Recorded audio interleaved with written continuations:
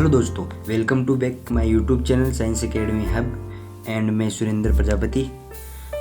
आज मैं लेके आया हूँ 10th क्लास साइंस की बुक का है इलेक्ट्रिसिटी चैप्टर नंबर 12 है। उसके कुछ इंपॉर्टेंट क्वेश्चन लेके आया हूँ मैं, वो देखते हैं। उससे पहले मेरे चैनल को subscribe and video like and share ज़रूर कर दीजिएगा। अब चलो आगे देखते हैं वो कौन कौन से क्वेश्चन हैं। फर्स्ट क्वेश्चन दे रखा है, दो चालक तार जिनके पदार्थ लंबाई तथा व्यास समान है किसी विद्युत परिपथ में पहले श्रेणी क्रम में फिर पार्श्व क्रम में संयोजित किया गया। श्रेणी क्रम पार्श्व क्रम संयोजन में उत्पन्न ऊष्माओं का अनुपात पूछा है हमें, यानी H1/H2 पूछा है हमें, H1/H2 पूछा है। तो अब आगे देखते हैं H1/H2 क्या क्या है। H क्या होता है, यानी ऊष्मा, H बराबर V²/R/T। ये मतलब यानी कि ऊष्मा क्या होती थी, शक्ति इंटू समय। सही, शक्ति इंटू समय होता था ऊष्मा। तो शक्ति क्या होती थी, P बराबर हमें V²/R कर ले, या VI, P बराबर VI या V²/R। तो यहाँ पर V²/R रख लिया, तो यहाँ से हो गया H व्युत्क्रमानुपाती R। सही, यहाँ से हो गया।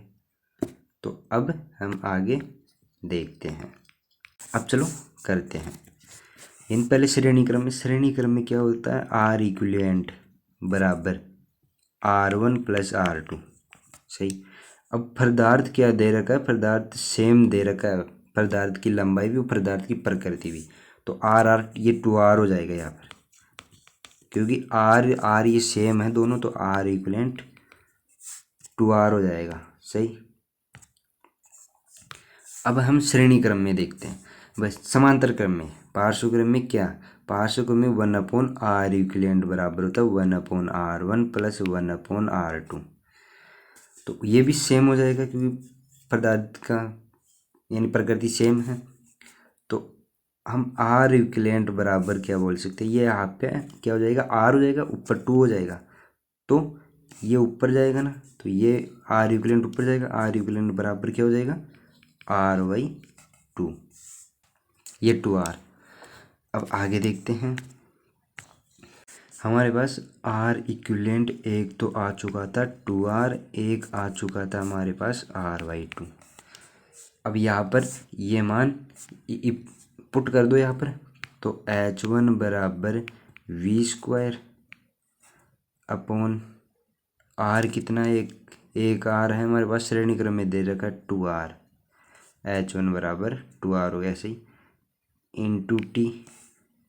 अब H2 क्या दे रखा है, V²/R/2 ऊपर चला जाएगा ये, इंटू T दे रखा, T से T कैंसिल हो जाएगा, V² से V² कैंसिल हो जाएगा। तो क्या बचेगा, H1/H2 बराबर 1/2R। सही। और ये क्या बचेगा, इंटू 2 हो जाएगा और R ऊपर चला जाएगा, तो R से R कैंसिल हो जाएगा, और H1/H2 क्या हो जाएगा यहाँ पर,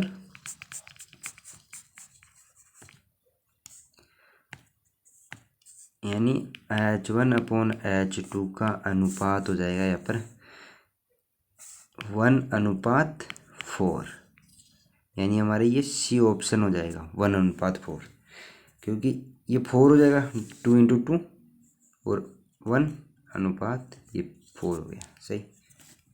हमारा फर्स्ट क्वेश्चन कंप्लीट, यानी फर्स्ट का आंसर कितना आ गया, ऑप्शन नंबर C आ गया। सेकंड क्वेश्चन वो देखते हैं। किसी विद्युत परिपथ में दो बिंदुओं के बीच विभवांतर मापने के लिए वोल्टमीटर को किस संयोजन में लगाया जाता है, किस में संयोजित किया जाता है, इसे समांतर क्रम में यानी पार्श्व क्रम में संयोजित किया जाता है। इसे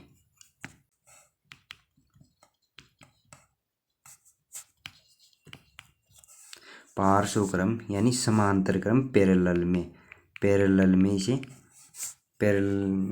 इसे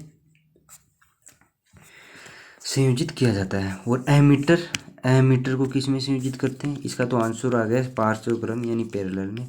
और एमीटर को किस में करते हैं, एमीटर को श्रेणी क्रम में करते हैं। एमीटर को श्रेणी क्रम यानी सीरीज के अंदर इसे करते हैं। सही, तो आगे अब नेक्स्ट क्वेश्चन देखते हैं। हमारा थर्ड क्वेश्चन वो देखते हैं। किसी तांबे के तार का व्यास 0.5 mm, तार की व्यास था और प्रतिरोधकता 1.6 इंटू 10⁻⁸ ओम, 10 ओम प्रतिरोधक बनाने के लिए कितने लंबे तार की आवश्यकता होगी?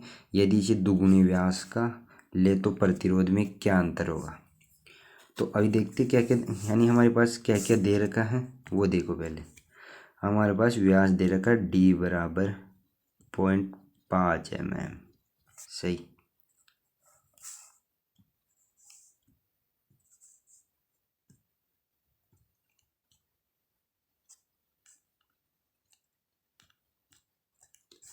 ये हमारे पास दे रखा है। और प्रतिरोधकता यानी ये हम तार की त्रिज्या निकालेंगे, तार की यहाँ से त्रिज्या निकालेंगे तो 0.5/2 यानी क्या हो जाएगा,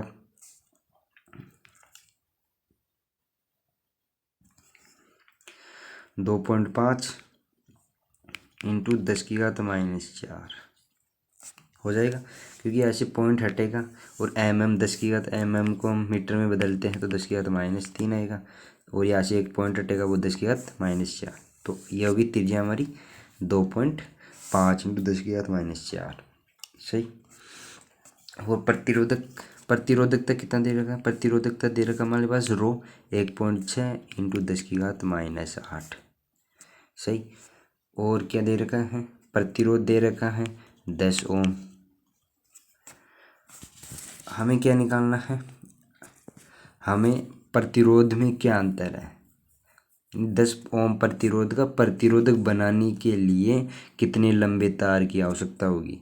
यदि इसे दुगुनी व्यास का तार ले तो प्रतिरोध में क्या अंतर होगा? अब देखो, अब दे रखा हमारे पास, देख लिया क्या क्या दे रखा है। अब सोल्व करते हैं क्वेश्चन, तो सोल्व करते हैं तो क्या आर बराबर क्या होता है, रो L/A होता है। सही, ए हमारे पास क्या हो जाएगा, यानी रो L/πr² हो जाएगा। सही, अब देखते हैं क्या क्या और आगे। एल, हमें एल लंबाई निकालनी है, क्योंकि वहाँ पर क्या दे रखा है, व्यास में अंतर, तो वो निकालने के लिए हमें लंबाई निकालनी पड़ेगी। लंबाई कितनी है इसकी, एल बराबर हो जाएगा ये r/πr² सही, अब आर क्या दे रखा है, 10 ओम दे रखा ही है, पाई और त्रिज्या कितनी थी वहाँ पे 2.5, देख लो,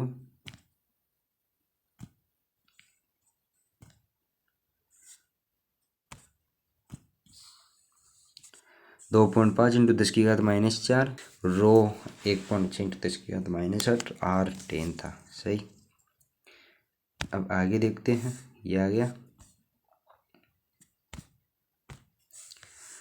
तो हमारे पास 2.5 इंटू 10⁻⁴, तो कितना हो जाएगा, इसका स्क्वायर r²πr² हो जाएगा ये, और 10⁻⁴ मीटर में था ये। सही, और रो हमारा रो कितना दे रखा है,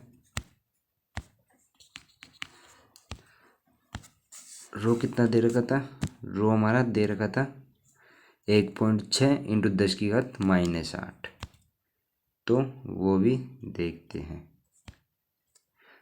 1.6 इंटू 10⁻⁸ दे रखा था। अब जब आप इसे सोल्व करोगे तो लंबाई आ जाएगी इसकी, कितनी आ जाएगी, एल बराबर 122.7 मीटर के आसपास आ जाएगी, इसके आसपास इसकी लंबाई आ जाएगी सोल्व करोगे तब। अब देखते हैं आगे, आर क्या होता है, आर समानुपाती L/A हम बोल सकते हैं, क्योंकि आर बराबर होता है रो L/A, इसलिए हम ये बोल सकते हैं आर समानुपाती L/A। तो R1/R2 बराबर ये हो जाएगा A2/A1, तो R1 एक तो था 10 और एक R2, सही। और एक A2 निकालने के लिए पाई तो कॉमन बना ही जाएगा, पाई। और क्या हो जाएगा, एक तो हमें dy/10 लेना ही है। एक क्या दे रखा है क्वेश्चन के अंदर कि 2 गुणी व्यास का, उससे 2 गुणी व्यास का लेना है। यहाँ पर दे रखा उससे 2 गुणी व्यास का, तो 2 गुणी व्यास का लेंगे तो ये पाई और 2d A2 2d upon 2 R² हो जाएगा, सही। कुछ समझ में आएगा कि यहाँ पे 2 क्यों लिया गया है, क्योंकि यहाँ पर क्या दे रखा व्यास है, तो हमें यहाँ पर क्या रखना है, क्योंकि क्षेत्रफल क्या बोलता है, पाई R² बोलता है। तो हाँ यहाँ पर क्या है, त्रिज्या है ना, त्रिज्या है, यानी पाई R² बोलता है। तो 2d अपॉन R², इसको अभी आगे देखते हैं।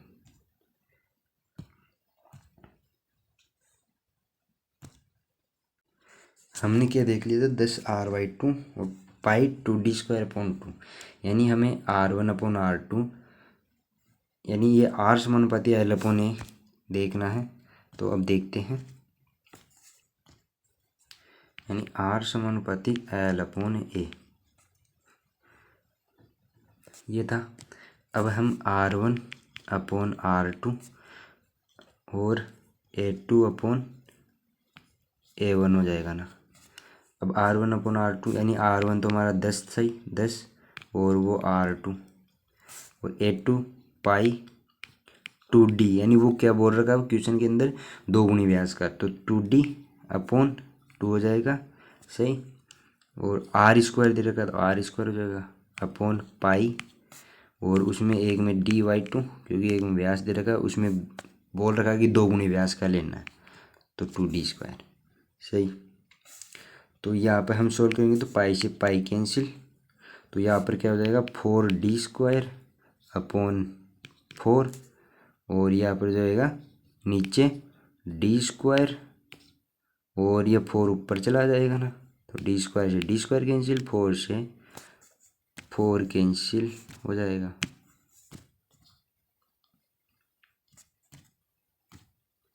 फोर से 4 कैंसिल, तो क्या बचेगा यहाँ पर 4 बच रहा है, 4/1 बच गया है, यानी 10R/2 बराबर। तो यहाँ पर R/2 कितना हो जाएगा, 10/4, तो 2.5 ओम।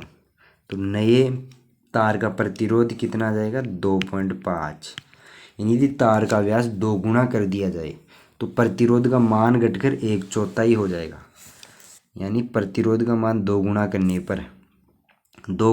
पर 1/4 घटकर 1/4 हो जाएगा। ये हमारा आंसर है।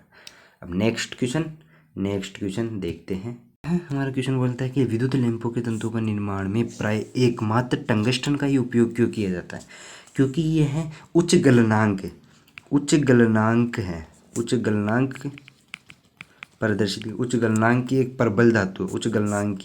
प्रबल धातु है, इसलिए टंगस्टन का प्रयोग किया जाता है, जो अत्यंत तप्त होकर प्रकाश उत्पन्न करती है परंतु पिघलती नहीं है, क्योंकि इसका गलनांक होता है 3380 डिग्री सेल्सियस। इसका गलनांक इतना उच्च होता है कि ये पिघलता नहीं है, क्योंकि ये तप्त होकर ही प्रकाश देता है। हमारा सेकंड क्वेश्चन बोलता है विद्युत तापन युक्तियों में जैसे ब्रेड टोस्टर तथा विद्युत इस्त्री के चालक शुद्ध धातुओं के स्थान पर मिश्र धातुओं के क्यों बनाए जाते हैं, यानी मिश्र धातुओं के क्यों बनाए जाते हैं, क्योंकि ये मिश्र धातुओं की प्रतिरोधकता है ना, मिश्र धातुओं की प्रतिरोधकता शुद्ध धातुओं की तुलना में अधिक होती है, यानी क्या होती है प्रतिरोधकता रो वो शुद्ध धातुओं की तुलना में अधिक होती है, और उच्च ताप पर मिश्र धातुओं का उपचयन यानी ऑक्सीकरण शीघ्र नहीं होता है। उच्च ताप पर क्या होता है कि मिश्र धातुओं का ऑक्सीकरण है ना, ऑक्सीकरण शीघ्र नहीं होता है, और ताप वृद्धि के साथ इनकी प्रतिरोधकता में नगण्य परिवर्तन होता है।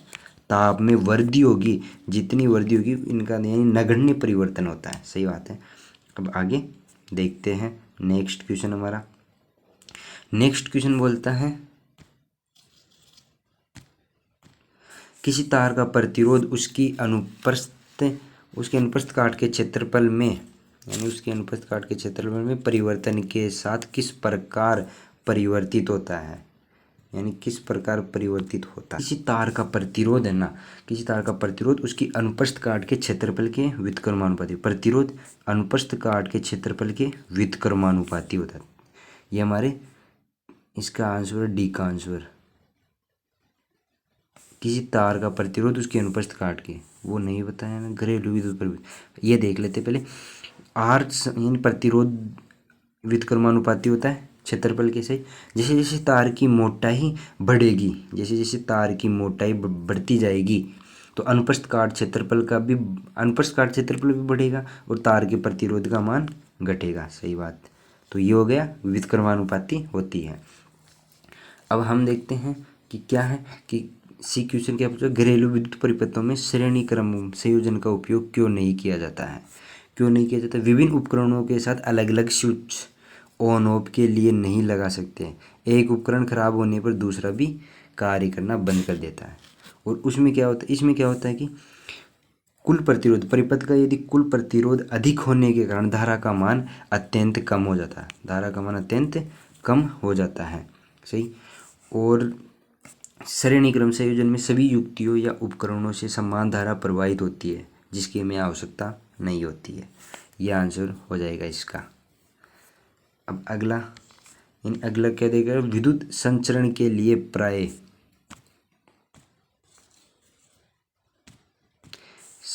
प्राय कॉपर और एल्यूमिनियम के तारों का उपयोग किया जाता है क्योंकि ये विद्युत के अच्छे चालक होते हैं। इनकी प्रतिरोधकता रोग है ना, वो बहुत कम होता है जिसके कारण तार जल्द गर्म नहीं होते हैं। इनमें सुगमतापूर्वक तार बनाए जा सकते हैं कॉपर से और एल्यूमिनियम का। सही। हमारा क्वेश्चन हो चुका है। Thank you.